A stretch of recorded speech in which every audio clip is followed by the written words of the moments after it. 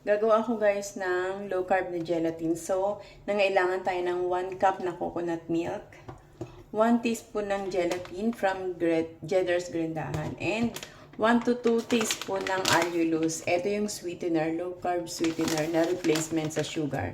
So, maglalagay lang tayo ng 1 to 2 teaspoon.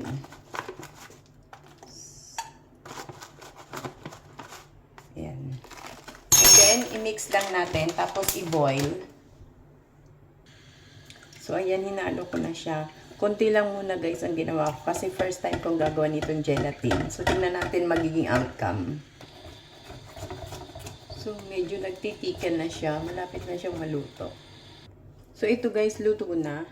Ngayon, transfer ko lang sa square na container. Hindi lalagay sa fridge, palalamigin. So, ito na guys yung gelatin. Ngayon, ilalagay ko sa fridge para lumamig.